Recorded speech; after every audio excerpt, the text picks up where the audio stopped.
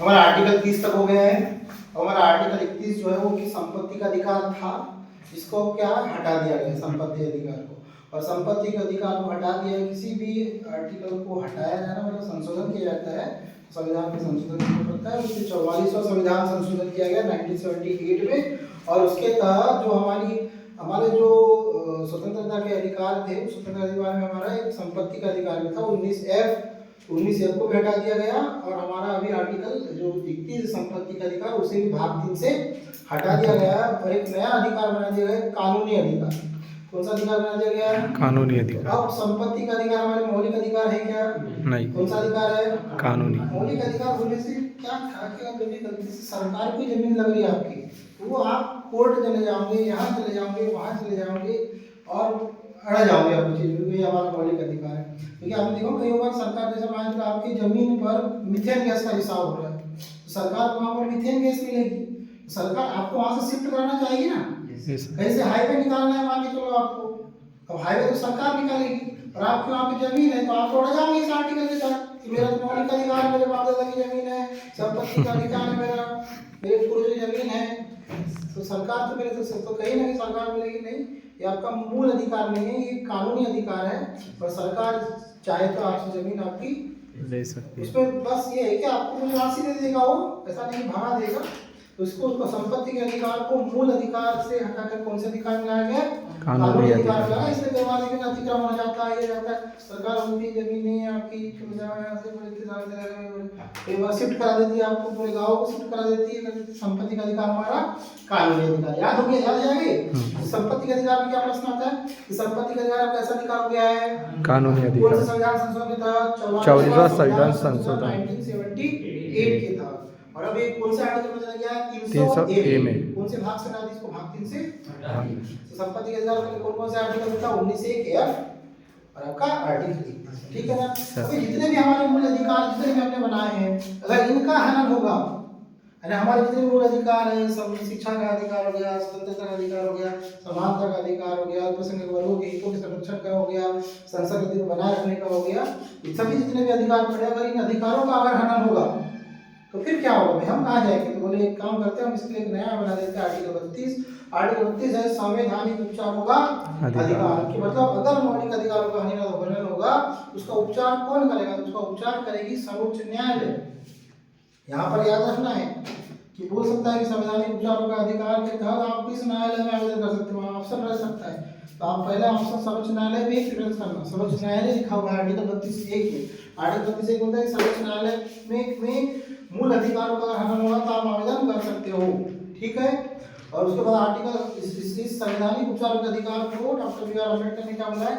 संविधान की आत्मा। प्रश्न आता देखिए आर्टिकल 32(2) आर्टिकल 32(2) के अंदर क्या है? 5 प्रकार की रीट जारी करता है। और सर्वोच्च न्यायालय में कोई केस लगा, इन 5 प्रकार के केसों में केस लगेगा। चाहे बात है आपके प्राण और देह की स्वतंत्रता है, आपको बताया था मैंने, प्राण और देह की अगर स्वतंत्रता है भाई तो तुमको किसी ने बंदी बना लिया। तो पहली रीट कौन सी? बंदी प्रत्यक्षीकरण। बंदी प्रत्यक्षीकरण का मतलब होता है, बंदी का मतलब बंदी बनाना, प्रत्यक्ष मतलब उसको पेश करना। और कहाँ पेश करना है? न्यायालय में। सुप्रीम कोर्ट बोलेगी कि अगर आपने किसी को बंदी बनाया हो, इस मासूम को बंदी बना लिया, तो मासूम के घर वाले डायरेक्ट शिकायत करेंगे सुप्रीम कोर्ट में कि भाई इसके तो प्राण और देह की स्वतंत्रता छीन ली गई है और इसको बंदी बना के फलाने व्यक्ति ने लिया गया है, तो उस व्यक्ति को भी पेश करना पड़ेगा और इस मासूम को इसको बंदी बनाएगा उसको पेश करना पड़ेगा। ये पर्सनल किसी व्यक्ति के न लगे, आपको बकायदा किसी संगठन हो सकता है, पुलिस भी हो सकती है, पुलिस ने किसी को बंदी बना ली जबरदस्ती, तो बकायदा जबरदस्ती बंदी बना लिया गया। तो बंदी प्रत्यक्षीकरण जो है वो किसके लिए? जब हम किसी व्यक्ति को बंदी बना लेते हैं और हमको ऐसा लगता है कि उस व्यक्ति को बंदी बनाकर कहीं ना कहीं उसके मौलिक अधिकार को क्या हुआ है? हनन हुआ है। तो बकायदा अगर उसके मौलिक अधिकार प्राण देख छीन ली, उसकी घूमने की स्वतंत्रता छीन ली, सब छीन ली उसकी आपने, तो बंदी प्रत्यक्षीकरण के तहत क्या होगा? वो कोर्ट जाएगा और कोर्ट में बकायदा जिसको बंदी बनाया गया है वो और जिसने बंदी बनाया गया वो दोनों पेश होंगे यहाँ पर। ठीक है। तो इसको बोलते हैं बंदी प्रत्यक्षीकरण, हेबियस कार्पस। कई बार पेपर में हेबियस कार्पस लिखा आता है, बच्चे थोड़े से समझने वाले हिंदी में हेबियस कार्पस, तो क्या है? किसी को हिंदी इंग्लिश में क्या बोलते हैं? इंग्लिश में क्या बोलते हैं? Habeas corpus. दूसरी रीट जो क्या है? परम आदेश। परम आदेश का मतलब होता है लोक सेवक। कोई लोक सेवक है, मतलब कोई सरकारी सर्वेंट है और सरकारी सर्वेंट अपने कार्यों का या अपने दायित्व का सही तरीके से निर्वहन नहीं कर पा रहा है ये अपने दायित्व का निर्वाह ही नहीं कर रहा है। उसका काम जो भी था, जैसे मान के चले एग्जाम्पल में ग्राम पंचायत में सचिव है, अब सचिव का काम है भाई कि गांव में टैक्स लेना, गांव से नाली बनाना, ये करना, गांव में बुजुर्ग लोगों की पेंशन बनाना, गांव में विकलांग लोगों की पेंशन बनाना और उसके अन्य काम जो भी काम है वो सब करेगा।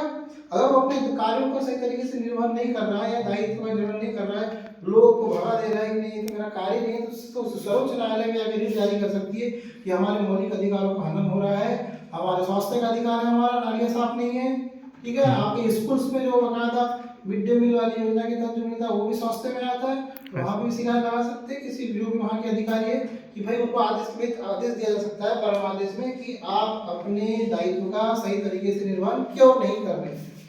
ये वाली फिर समझ में आ गई। तो परम आदेश किस पे लगता है, ये वर्ड याद रखें, परम आदेश लोक सेवकों पे लगता है, ठीक है, लोक सेवकों पे लगता है, मतलब सरकारी नौकरी पे अपने दायित्व का सही तरीके से निर्वहन नहीं करना। तीसरा प्रतिषेध और उत्प्रेषण। प्रतिषेध मतलब प्रोहिबिशन, उत्प्रेषण मतलब आपको उत्प्रेषण मतलब ऊपर भेजो और प्रतिषेध का मतलब रोक दो। प्रतिषेध का मतलब क्या है, रोको। ये दोनों रीट जो है वो न्यायिक रीट है, मतलब किस पे लगती है, न्यायालय पे लगती है। अगर न्यायालय कोई अपना फैसला सुना रही है जो कि उनके न्याय क्षेत्र में आता ही नहीं है और उनके अगर न्याय क्षेत्र में नहीं आता, एक बात सुप्रीम कोर्ट को बता जाती है, सुप्रीम कोर्ट बोलती है आप इस फैसले को रोक दो और हमारे पास भेज दो। प्रतिषेध का मतलब होता है रोक देना, उत्प्रेषण का मतलब होता है ऊपर भेज देना।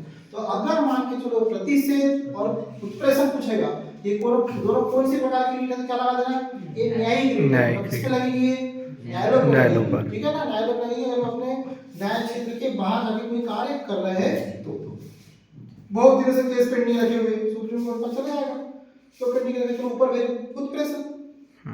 ऐसा पांचवी रीट जो है अधिकार परीक्षा। पांचवी क्या है, अधिकार परीक्षा। अधिकार परीक्षा का मतलब होता है ये सार्वजनिक पदों के लिए लगाई गई है कि अगर मान लीजिए एग्जांपल में मासूम जो है फर्जी का डीएसपी बन के घूम रहा है, देखो ना ये लोग यूट्यूब में कि वो सार्वजनिक दिखा था, सार्वजनिक पद फर्जी कलेक्टर बन के घूम रहा है, तो सार्वजनिक पद तो घूम रहा है। अभी बीच में देखा जगह पे किसी कोई फर्जी व्यक्ति तो है तो रियल कुछ थप्पड़ थप्पड़ मार दिया था कुछ जहाँ तो सार्वजनिक पद पर अगर अवैध तरीके से रह रहा है और उसकी शिकायत करने के बाद में लगता है कि नहीं उस पद पे है ही नहीं, तो फिर उसको फिर बना दो, सुप्रीम कोर्ट पूछेगी कि आप किस अधिकार से, अधिकार अच्छा मतलब पूछना, किस अधिकार से सार्वजनिक पद पर रहकर आप अपने दायित्व का निर्वहन कर रहे हो, क्योंकि सार्वजनिक पद उसके लिए क्या है, अवैध। क्लियर है, पांच पॉइंट क्लियर है। पॉइंट क्या बोलो, बंदी प्रत्यक्षीकरण, मतलब किसी को बंदी बना लिया गया तो दोनों को क्या करना पड़ेगा, पेश करना। जिससे बंदी बनाया होगा, जिसको बंदी बनाया गया उससे प्रतिबंध क्या है, परम आदेश। परम आदेश मतलब लोक सेवक। लोक सेवक जो है अपना कार्य का दायित्व सही तरीके से नहीं कर रहा है, उसको सुप्रीम कोर्ट जो है रीट जारी करती है। तो जब प्रतिषेध उत्प्रेषण क्या है, ये न्यायिक रीट है, मतलब न्यायालय में लगती है। अगर हाई कोर्ट अपना फैसला जो है अब न्याय क्षेत्र में न्यायालय ने सुना या बहुत लेट कर दे तो सुप्रीम कोर्ट बोलती है कि आप हमारे पास भेज दो, प्रतिषेध का मतलब रोक दो, उत्प्रेषण मतलब ऊपर भेज दो। अधिकार परीक्षा मतलब सार्वजनिक पद पे कोई अवैध रूप से रह रहा है, पूछती है हम इस पद पर कैसे हो। ये कहलाती है हमारी आर्टिकल 32। आर्टिकल 32(3) क्या बोलता है कि वहां साफ साफ बोला आर्टिकल 32 से कि अगर आपके मूल अधिकारों का हनन हो रहा है तो कहाँ जा सकते हो, सर्वोच्च न्यायालय। कहने का मतलब यहाँ पे सिर्फ सर्वोच्च न्यायालय की बात करिए, अन्य न्यायालय भी है हमारे पास।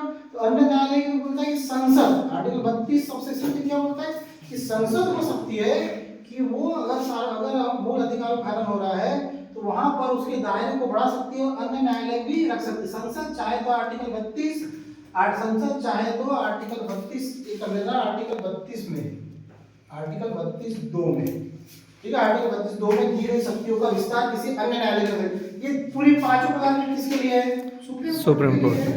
तो अगर पांचों रीट सुप्रीम कोर्ट की तो किसी अन्य न्यायालय के लिए क्या कर सकती है, ये इसका विस्तार कर सकती है। तो आर्टिकल 32 याद करो सुप्रीम कोर्ट के लिए, और आर्टिकल 26 किसके लिए है, हाई कोर्ट के लिए जारी करते हैं कि हुआ किसी में विस्तार अन्य न्यायालय के लिए भी विस्तार हो सकता है। आर्टिकल 32 से क्या बोलता है कि व्यक्ति को दिए गए जितने भी अधिकार हैं उसको गलत तरीके से निलंबन नहीं करना। अगर व्यक्ति को अधिकार दिए गए तो गलत तरीके से आप निलंबन नहीं कर। आर्टिकल 32(4) है। तो 32(3) क्या बोलता है कि किसको शक्ति दी गई है, क्या शक्ति दी गई है, जो 5 प्रकार की जो सुप्रीम कोर्ट जारी करती है वो कोई अन्य न्यायालय भी जारी कर सकती है, ये बोलना चाहते हैं। आर्टिकल 32(4) क्या बोल रहा है कि किसी व्यक्ति को अगर अधिकार मिले उसको गलत तरीके से आप निलंबित नहीं कर सकते। संवैधानिक उपचार का अधिकार कौन सा आर्टिकल है, आर्टिकल 32। क्या बोला गया, आत्मा। यहाँ से तुम्हारा मूल अधिकार वाला जो है आपको क्या हो गया,